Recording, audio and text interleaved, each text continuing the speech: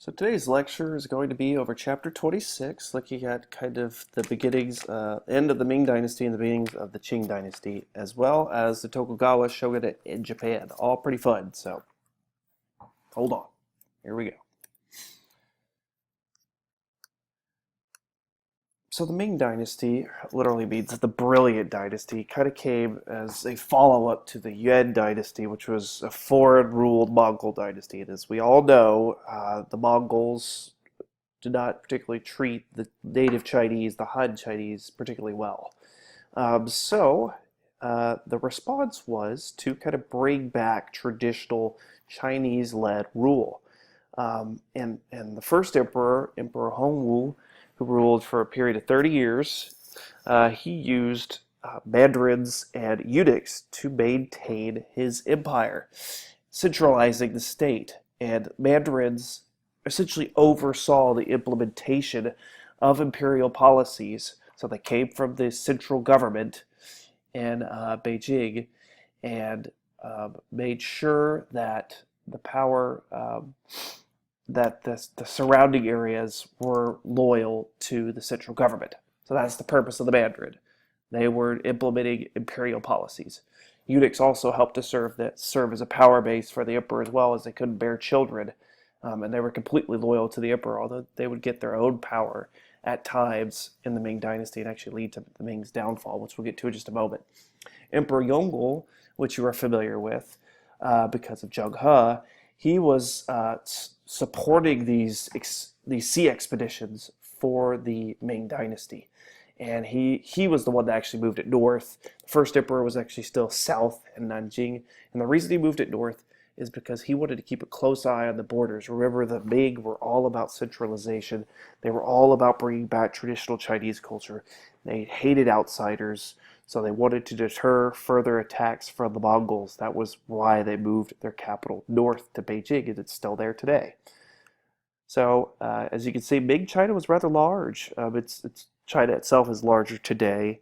It goes a little further west, but it did incorporate territories of Vietnam, which it doesn't today, as well as pretty far north into the Gobi Desert. But they're a little bit further west today, but quite large. And one thing that they were responsible for was rebuilding the Grand Canal, which is also helping centralization. They don't have to rely on trading with Europeans as much. They could rely on themselves. And also rebuilding the Great Wall. Remember, back in the Qing Dynasty, pretty much the first major dynasty in China's history, they had a wall that protected the northern borders, but it had kind of come into disrepair. So in order to prevent the Mongols from invading again, they repaired the Great Wall.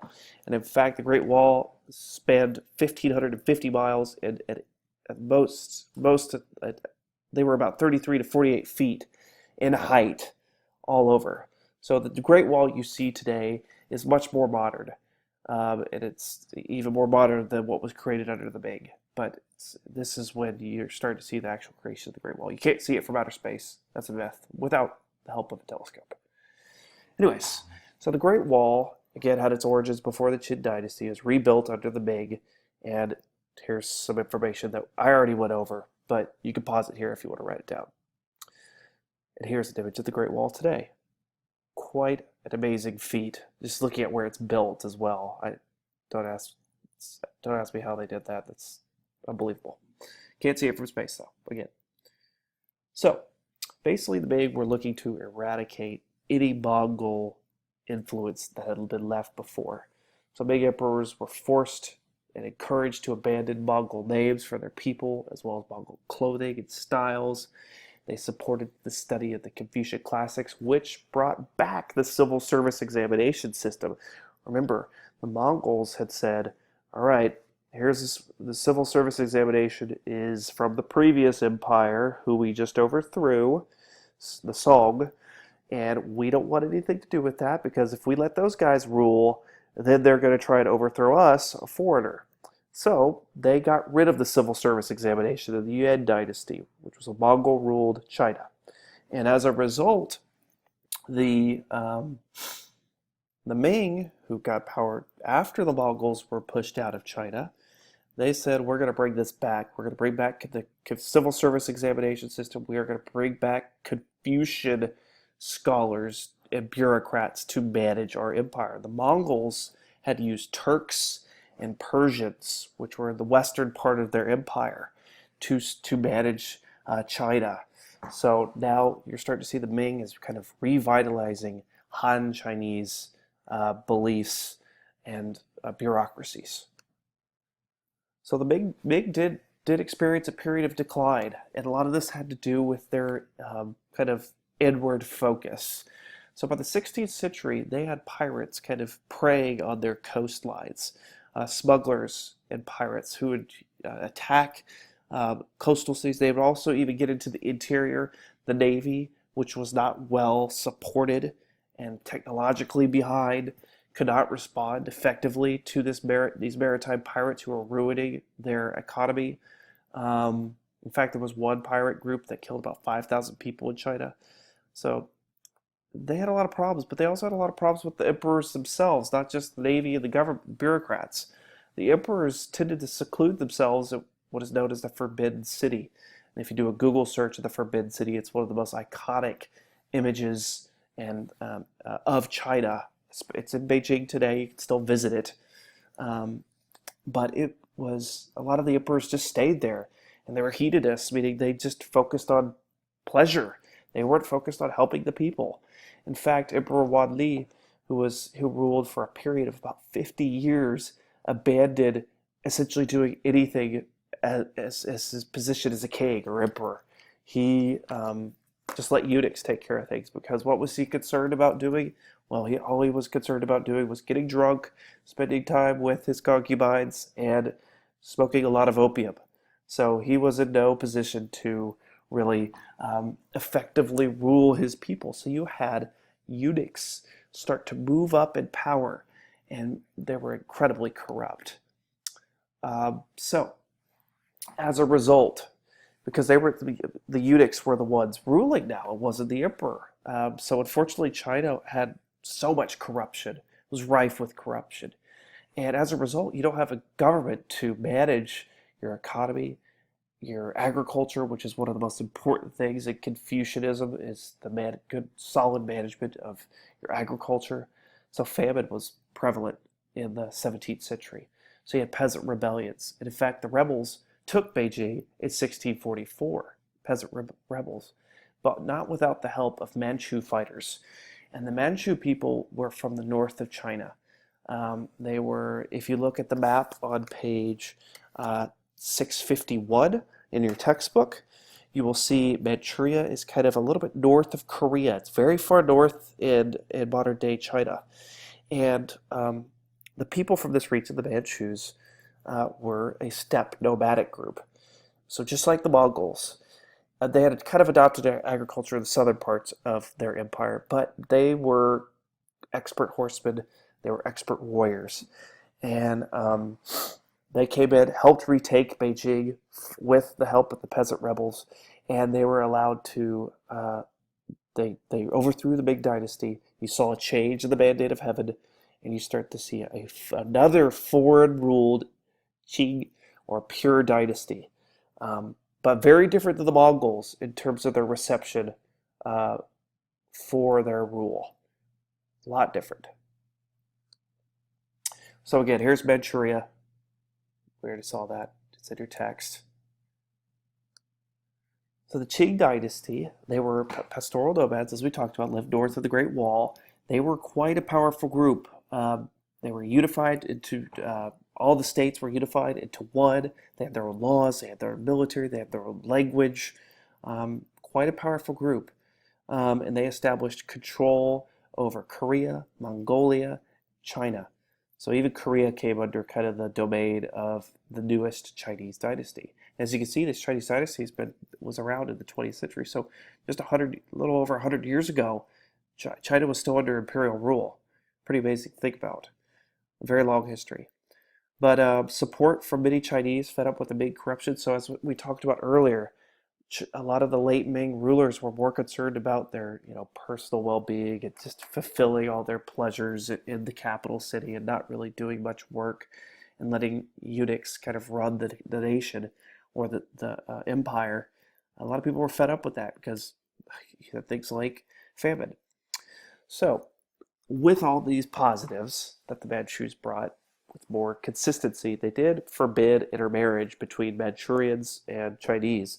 They also forced people to adopt the hairstyle of the Manchus as a sign of loyalty.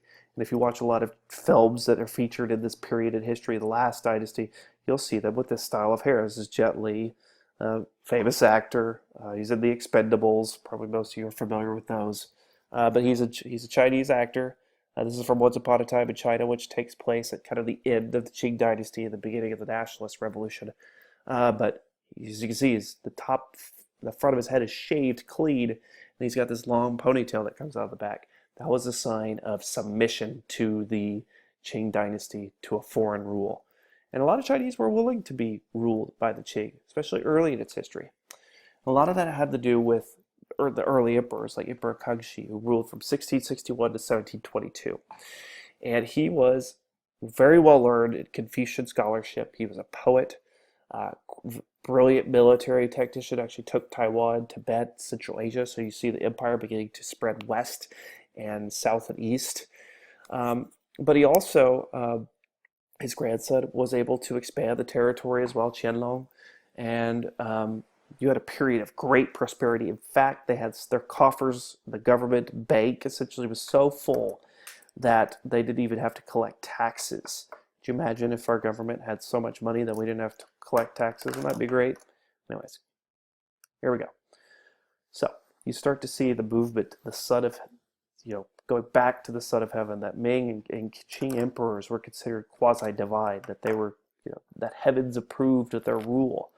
So since they are these most powerful people and that they're, appointed by the heavens, they deserve to live in luxury. So they had hundreds of concubines who served their needs, as well as eunuch servants who served their needs as well.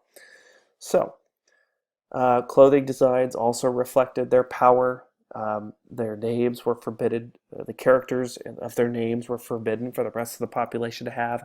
If you ever came into the court of the emperor, you had the kowtow, which is you bow 3 times to the emperor, and then you hit your head gently. You're not like pounding your head on the ground, but you tap your head on the ground 9 times as a sign of submission to the emperor. So the emperor is the all-powerful leader of Ming and now the Qing.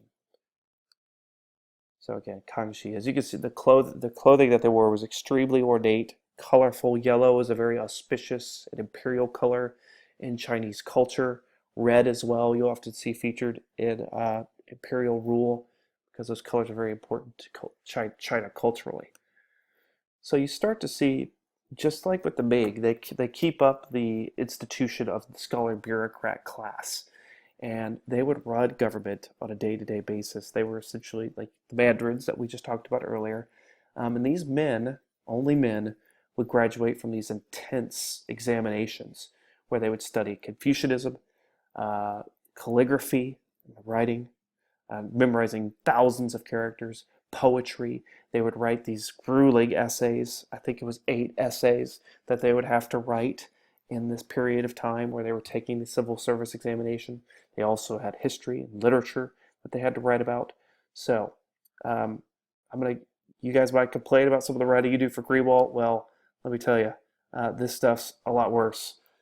So the civil service examination system essentially was a district, provincial, and metropolitan thing. So there were different levels of it. And if you were at the higher level you went, the better you scored on the test, that means you could go to a better level of administration. So only 300 allowed to pass at the highest level. So a lot of people would take the test multiple times. So students were expected to bring bedding, chamber pots for a 3-day uninterrupted examination. So when you're complaining about your SAT or your PSAT and getting prepared for that stuff, just look at what the early Chinese had to go through during the civil service examination systems. In fact, they had to be searched by guards for printed materials to prevent cheating. But we'll stop here. We'll pick up on the civil service examinations and their importance in our next lecture.